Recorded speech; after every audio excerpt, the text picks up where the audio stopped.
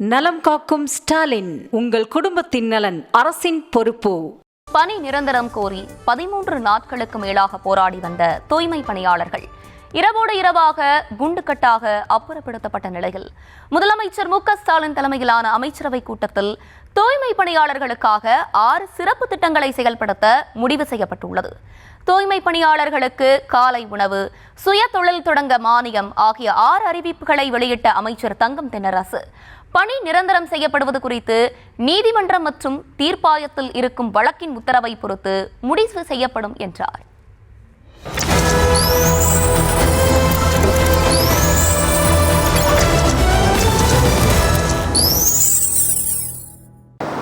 அறிவிப்பு 1.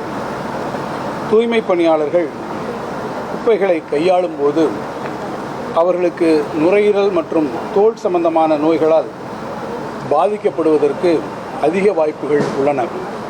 எனவே இத்தகைய தொழில்சார் நோய்களை கண்டறிவதற்கும் சிகிச்சை அளிப்பதற்கும் தேவையான தனித்திட்டம் ஒன்று செயல்படுத்தப்படும். 2வது அறிவிப்பு, தற்போது தூய்மை பணியாளர்கள் பணியின் போது இறக்க நேரிட்டால் அவர்களுக்கு தூய்மை பணியாளர் நல வாரியத்தின் மூலமாக நிதி உதவி வழங்கப்பட்டு வருகிறது. தூய்மை பணியாளர்களுடைய குடும்பங்களுடைய எதிர்கால நலனையும் வாழ்வாதாரத்தையும் முழுமையாக உறுதி செய்யக்கூடிய வகையில் இந்த நிதி உதவியுடன் கூடுதலாக இந்த பணியாளர்களுக்கு 5 லட்சம் ரூபாய் அளவிற்கு காப்பீடு இலவசமாக வழங்கப்படும். இதனால் பணியின் போது இறக்க நேரிடும் தூய்மை பணியாளரின் குடும்பத்திற்கு 10 லட்சம் ரூபாய் கிடைத்திட வழிவகை ஏற்படும். 3வது அறிவிப்பு, தூய்மை பணியாளர்கள் மற்றும் அவர்களின் குடும்பத்தினருடைய சமூக பொருளாதார நிலையினை உயர்த்திட சுய தொழில் தொடங்கும் போது அத்தொழில் திட்ட மதிப்பீட்டில் 35 விழுக்காடு நிதி அதிகபட்சமாக 3,50,000 ரூபாய் வரை மானியமாக வழங்கப்படும். மேலும் இந்த கடன் உதவி அதை பெற்று தொழில் தொடங்கி கடன் தொகையை தவறாமல் திருப்பிச் செலுத்துவதற்கு 6 விழுக்காடு வட்டி மானியமும் வழங்கப்படும். இந்த புதிய திட்டத்திற்கு ஆண்டுதோறும் 10 கோடி ரூபாய் ஒதுக்கீடு செய்யப்படும். 4வது அறிவிப்பு, தூய்மை பணியாளர்களுடைய குழந்தைகள் எந்த பள்ளியில் பயின்றாலும் அவர்களுக்கு உயர்கல்வி கட்டணச் சலுகை மட்டுமின்றி விடுதி கட்டணம், புத்தக கட்டணங்களுக்கான உதவித்தொகையை வழங்கிடும் வகையில் புதிய உயர்கல்வி உதவித்தொகை திட்டம் ஒன்று செயல்படுத்தப்படும்.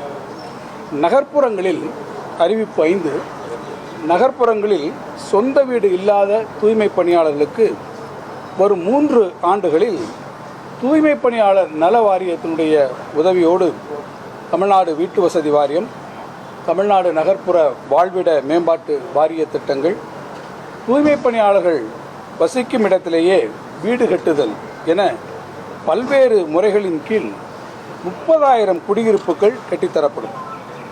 கிராம பகுதிகளில் வசிக்கும் தூய்மை பணியாளர்களுக்கு கலைஞர் கனவு இல்லம் திட்டத்தின் கீழ் இந்த வீட்டு ஒதுக்கீட்டில் முன்னுரிமை வழங்கப்படும்.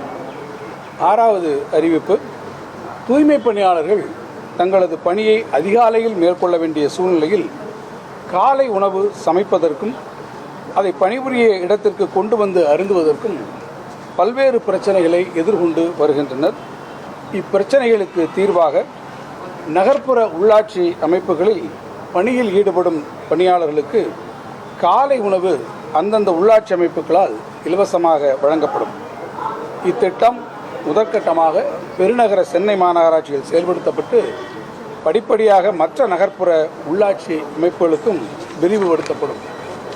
இந்த 6 முக்கியமான அறிவிப்புகள் நம்முடைய தூய்மை பணியாளர்களுடைய நலனுக்காக நம்முடைய மாண்புமிகு முதலமைச்சர்கள் இன்றைய அமைச்சரவையில் இந்த திட்டங்களை சிறப்பாக அறிவித்திருக்கிறார்கள். இல்லை கேட்டிருக்காங்க, அவங்க பணி நிரந்தரத்தை பற்றி நீங்கள் சொல்கிறீங்க. இது குறித்த வழக்குகள் 2 இடத்துல இருக்குது. ஒன்று உயர்நீதிமன்றத்தினுடைய தீர்ப்பு ரிசர்வில் இருக்குது, இன்னொன்று தொழிலாளர் தீர்ப்பாயத்திலும் இருக்கிறது. எனவே அந்த வழக்கு முடிவுகள் வரட்டும். சென்னை மாதிரியான இடங்களில் பிரைவேடைசேஷன் வந்து அதிகமாக இருக்குது. பெரும்பான்மையான மண்டலங்கள் பிரைவேடைசேஷன் ஆயிடுச்சு. அது மாதிரியான ஊழியர்களுக்கு வந்து அரசாங்கத்தோட இந்த அறிவிப்புகள் வந்து எப்படி அது செல்லுபடியாகும், அதை கண்காணிக்கிறதுக்கு அரசாங்கம் வந்து ஏதாவது மானிட்டரிங் இது வந்து எல்லா தூய்மை பணியாளர்களுக்குமே இது வந்திருக்கிறது.